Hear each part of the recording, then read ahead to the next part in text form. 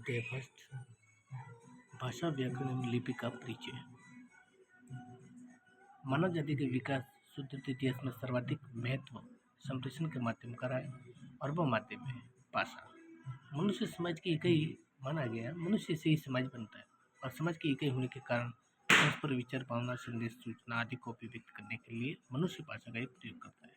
यह भाषा चाहे संकेत भाषा हो या व्यवस्थित ध्वनियों या शब्दों या प्रयुक्त कोई मानक भाषा हो, भाषा के माध्यम से हम अपने भाव विचार दूसरे व्यक्ति तक पहुंचाते हैं, दूसरे व्यक्ति के भाव एवं विचार जान पाते हैं और भाषा ही वह साधन है जिससे हम अपना इतिहास, संस्कृति, संस्कृत, ज्ञान, विज्ञान तथा अपनी महान परंपरा को जान पाते हैं।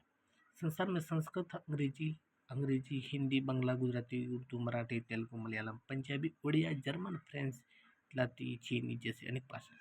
भारत अनेक भाषाभाषी देश है तथा अनेक बोली और भाषाओं से मिलकर भारत राष्ट्र बना है।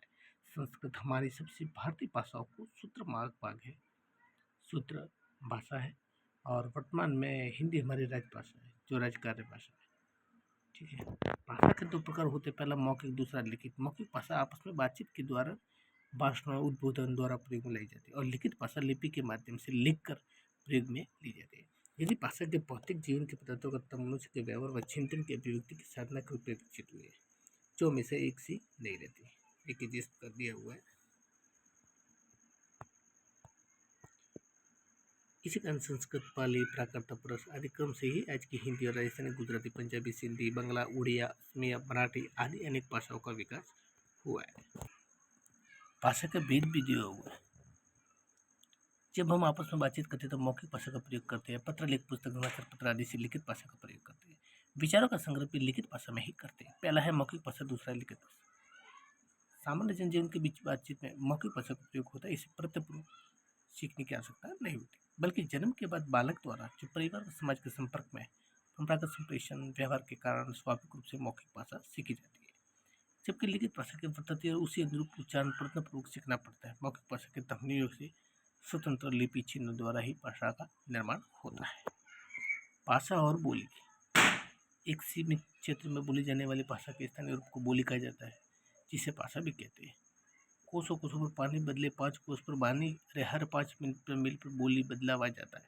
भाषा का सीमित विकसित बोला का रूप कहलाता है, जिसे साहित्य रचना नहीं होती, जिसका व्याकरण नहीं होता, शब्दकोश भी नहीं तो जबकि भाषा विस्तृत क्षेत्र में बोली जाती है, उसका व्याकरण तथा शब्दकोश होता है, उसमें साहित्य लिखा जाता है। किसी बोली का संरक्षण अन्य कारणों में यदि क्षेत्र विस्तृत होने लगता है तो उसमें साहित्य लिखा जाने लगता है, तो वो भाषा बनने लगती है और उसका व्याकरण निश्चित होने लगता है। हिंदी बोलियाँ। देखिए, हिंदी बोलियों में ये बड़ा कुछ है। हिंदी केवल खड़ी बोली मानक भाषा है, विकसित रूप नहीं, बल्कि जिसमें अन्य बोली सुनाई दी, इसमें खड़ी बोली भी शामिल है। ये निम्न प्रकार है। पूर्वी हिंदी, जिसमें अवध, बंगाली, छत्तीसगढ़ शामिल है। पश्चिमी हिंदी में खड़ी बोली बज्र, बंगरू, हरियावी, बुंदेली और कन्नौज शामिल है। बिहार की प्रमुख बोलियां महारी, मैथिली और भोजपुरी है। राजस्थान की मेवाड़ी, मारवाड़ी, मेवाती, हाड़ौती बोलियां शामिल है। कुछ विद्वान मालवी, ढूंढाड़ी और बागड़ी की राजस्थान की अलग अलग बोलियां मानते हैं। पहाड़ी की गढ़वाली, कुमाऊं, मलयाली बोलियां हिंदी की बोलियां। देखिए, इन बोलियों में मेल से बनी हिंदी को संविधान सभा ने 14 सितंबर 1949 को भारत की राजभाषा को स्वीकार किया गया। विभिन्न बोलियों के मेल से बनी हिंदी की भाषा विविधता के कारण हिंदी की क्षेत्रीय उच्चारण विविधता पाई जाती है। चलिए, 12 सितंबर खिलड़ी दिवस भी मनाते हैं। हिंदी भाषा और व्याकरण। हिंदी व्याकरण की भाषा को शुद्ध रूप से लिखने और बोलने की संबंधित नियमों की जानकारी देने वाला शास्त्र है। किसी भी भाषा को जानने के लिए व्याकरण को ही जानना बहुत आवश्यक होता है। हिंदी की विभिन्न ध्वनियाँ, वर्ण, पद, पदांश, शब्द, शब्दांश, वाक्य, वाक्यांश आदि की विवेचना तथा उनके घटकों और प्रकारों को बनाने हिंदी व्याकरण में की जाती है। हिंदी व्याकरण के भाषा के तौर वर्ण विचार, शब्द विचार, वाक्य विचार आदि 3 वर्गों में विभाजित कर विभिन्न पक्षों को विचार किया जाता है। नागरी लिपि का परिचय और वर्णन। भाषा के ध्वनियों को जिन लेखन चिन्हों में लिखा जाता है उन्हें लिपि कहते हैं। भाषा के मौखिक ध्वनियों को लिखकर व्यक्त करने के लिए वर्णन चिन्हों का प्रयोग किया जाता है, लिपि कहलाती है। संस्कृत, हिंदी, मराठी, कोंकणी, गोवन, नेपाली आदि भाषाओं की लिपि देवनागरी है। इसी प्रकार अंग्रेजी के रोमन है, पंजाब की गुरुमुखी और उर्दू की लिपि फारसी है। भारत सरकार के अधीन केंद्रीय हिंदी निर्देशालय के अन्य भाषाविदों, पत्रकारों, हिंदी सेवा सेवी संस्थाओं तथा विभिन्न मंत्रालयों के प्रतिनिधियों के सहयोग से ही हिंदी की वर्तनी का देवनागरी में एक मानक स्वरूप तैयार किया गया है, जो सभी हिंदी प्रयोगकर्ताओं के लिए समान रूप से मान्य है।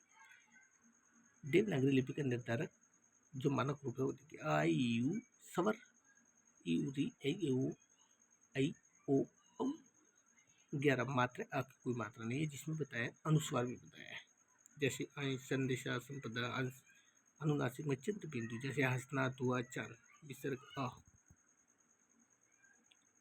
देखिए संयुक्त व्यंजन जैसे प्रत्यय, पटा, गृहीत स्वर में आ, गृहीत व्यंजन क, ख, ग, घ, ज, फ, अंग्रेजी भाषा में गृहीत स्वर, जैसे डॉक्टर, कॉटेज, लॉकेज, फारसी में गृहीत ध्वनियाँ।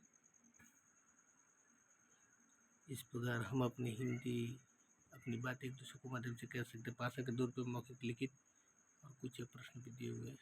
अभ्यास प्रश्न भी देखते हैं।